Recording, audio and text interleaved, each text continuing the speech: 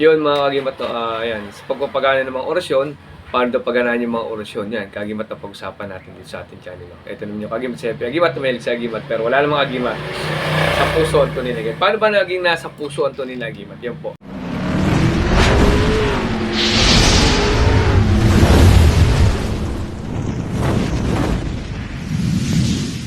Yun mga kagimat, ayan, sa pagpapagana ng mga orasyon, paano daw paganahin yung mga orasyon, yan, kagimat na pag-usapan natin dito sa ating channel. Ito naman yung kagimat, siyempre, kagimat, tumilig sa kagimat, pero wala namang kagimat.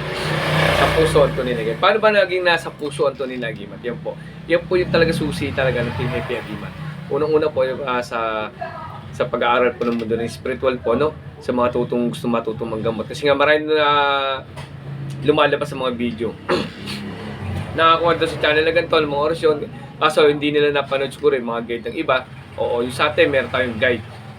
Dito yung mga guidelines. So, pagpapakapit po ng orasyon, paano daw po yung pagpapakapit ng orasyon para mapagaling mga orasyon. Ganito po, no. Sa part na Team Happy Kagimat kasi, unang-una po kasi, sinasabi ko po lagi kahit sa mga channel natin sa Facebook po, no, sa live natin. Lagi po meron tayong paglilinis ng sarili, no. Hindi naman po ibig sabihin, malisa kayo, hindi kayo pwede magkakasala pa kasi tao lang po tayo. Sa part ng araw ng Team Happy Kagimat, mga kagimat, no, unang-una po, paglilinis sa sarili, kung mag-aaral po sa mundo ng spiritual, siguro ninyo po na kaya nyo magpatawad. Opo, kaya nyo magpatawad. Una, sabi nga, sa panalangin ng Ama namin, patawarin niyo po ako sa aking mga kasalanan, siya po papatawad ko sa nagkakasala. Hindi lang po salita. No? Hindi lang po salita ang kailangan natin para masabing napatawad mo isang tao. Iyon po ay sinasagawa po. No? Hindi po ibig sabihin, oh sige, pinatawad ko na. Oh, hindi, wala akong tanim ng galit, wala akong ganun. Hindi po, kailangan po sinasagawa. Kasi, bibigyan po. Ang minsan nagpapatawad, hindi po talagang pagkatawad. No? Ganun din po sa mga pasyente, pinapayo namin. Napatawarin yung mga kasalanan ng mga nagkakasala sa inyo, yung mga gumawa sa inyo. Napatawarin niyo po. Paubayan niyo po sa mga manggagamot kung nararapat sa kanila. No? Dapat ng kailangan po natin yan, paglilinis sarili, pagki-cleansing, no? Turo ko rin sa dulo, kagimat kung paano pagproseso natin, no? Paglilinis sa sarili, pagpapatawad. No, pag kaya nyo magpatawad na, tsaka kayo mag-aaral ng mundo spiritual, kasi po, ang paglukob ng Holy Spirit sa kinakarga nyo pong dasal, ay lulukob po yan, mapapagano nyo lalo, kung kayo maglilinis po ng sarili. Mas madali pong pakapitin yan, no? Tapos sa kagimat, no, yung pagiging mabuti natin, tapos pag-cleansing na katawan natin sa tawag dito. Sa cleansing naman po, meron tayong ganyan, dito pangitin ko sa inyo. Ginagawa ko rin pag-cleansing sa sarili ko rin. Naglalagay ako ng konting asin sa kahit konti lang. Hindi mo karami, mga ilang buti lang sa tubig na may tubig ipampaligo, sa balde. Luin nyo. Nagkukuskus ako ng kamay tsaka paa bago ako po magdasal po nito. Ginagawa ko bago magpakapit ng mga orasyon na sabi natin. Linis ng kamay at paa, no? Kung may masakit sa atin, kuskusin nyo rin asin. Tapos magdasal kayo, Ama namin, sumasampalataya, no? Humingi ng tawad sa Ama, magpasalamat sa Ama sa lahat ng mga blessing na dumarating sa atin, no?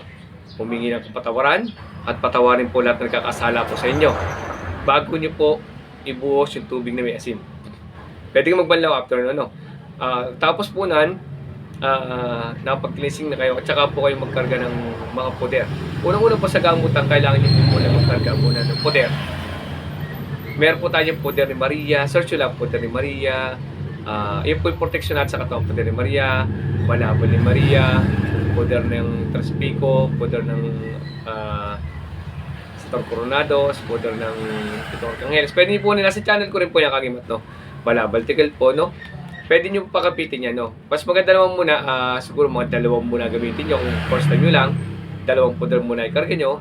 Mas kinabukas yung dalawa. Ganun din proseso nyo. Maglinis muna din kayo sa basta kalising nyo muna sarili nyo.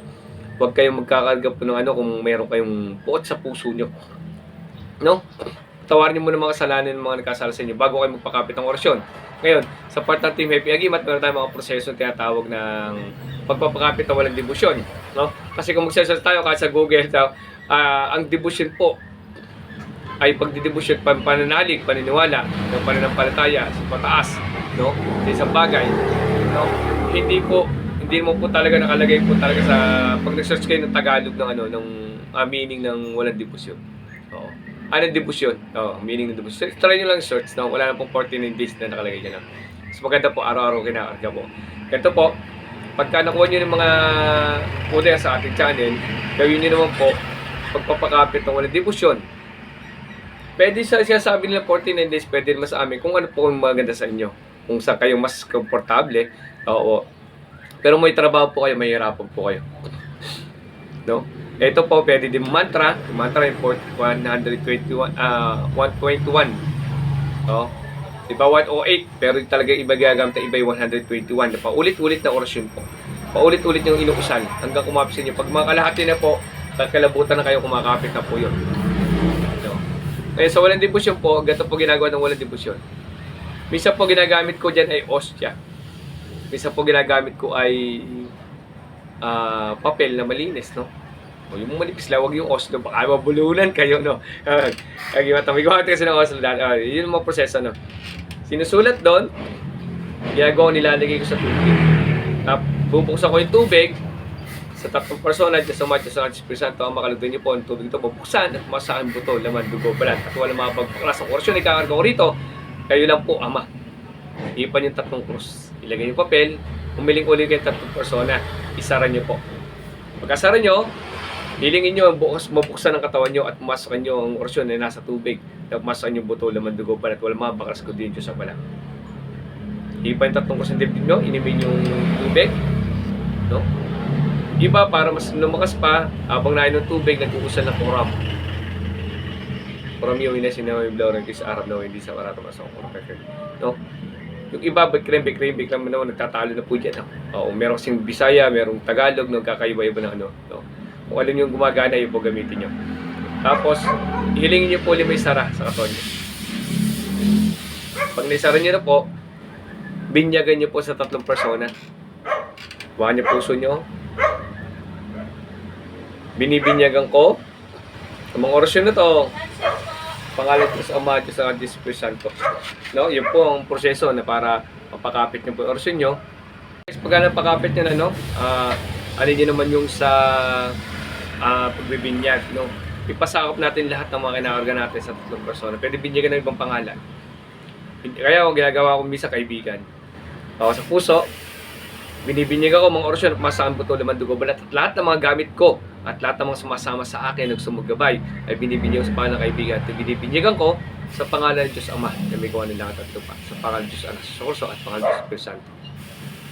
Ipan yung katong kurso yung dibdib nyo, tawagin nyo kaibigan, magparadong ka sa kanan daliri ko, hipan nyo.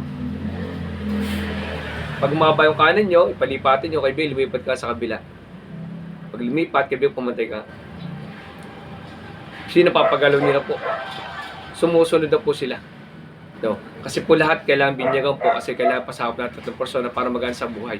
Lahat po ng binyagan ay magaan po sa buhay at may takot sa Panginoon. Number 1 po lagi yan, Panginoon. No? At saka lagi po kagimat, every time gagamitin kayo ng mga ano, lagi kayo tatawag na Diyos sa Diyos ng Espiritu Santo. Ngayon, paano lumalakas yung karga natin? No? Unang-una, maganda niya, araw-araw natin kakarga. Walang oras ang helping agimat, basta nga araw-araw may karga mo. Maganda po niya bago kayo umalis sa bahay. Pag-ising niyo umaga, magkarga na kayo. No? Yung pagpapalakas naman ng mga orasyon na nasa kapitid, yun po araw-araw. Tapos yung pondo po na timepigim na tama namin yung Paginoong Maria sumasampal tayo luwalhati. Araw-araw po yung dinadasan. Ako minsan 3 sa umaga, 3 sa gabi. Pero minsan pag wala akong ginagawa, nagdadasal po ako habang wala akong ginagawa. Wala pong oras. Iyon pong pondo at yung hipigit. Pagka marami yung pondo ng Ama namin Paginoong sumasampal, mas madali pong magpagalaw ng orasyon. So, yun po sa aral namin. Sa aral po ng iba, pihaya ko lang po yung aral ng iba kasi kung saan po kayong mas komportable, nire-respeto po yung aral ng iba. Pero sa amin po, hindi po kami nagpo-pondo ng orasyon. Ang pondo namin, Ama namin, ang Paginoong Maria luwalhati sumasampal tayo. Yung po pondo ng Team Happy Agimat, para lumakas po lalo. Mapaganan nyo at mapagalaw yung orasyon nyo lalo na mas mabilis. No? Naway yung katulong sa inyo ito, konting aral ng Team Happy Agimat. Maraming salamat sa pag-agad sa inyo lahat. Yung paglilinis po sa sarili, tandaan nyo po magpatawad, matutong magpatawad. Sa lahat ng mga nagkasala sa inyo, katang ginawa sa inyo. Ganun din po ang pasyente. Lagi kong ginagayad sa pasyente, kung kinulam sila na kailangan kong kumulong sa kanila, paubayan nyo na po sa mga gamot at paubayan sa Diyos Ama na may gawa ng langit at lupa. Yun po ang pinakamaganda po. So every time yung mga pasyente po, pag paulit-ulit nila binabanggit, kalimitan binabalikan sila. Ayaw silang tigilan. No? Sa dagdag idea po. Maraming salamat at God bless po sa inyo lahat. Huwag mawala ng pagdadasal araw-araw po at magpasalamat sa Ama at patawarin na nagkasala sa inyo lahat po. Thank you po. God bless.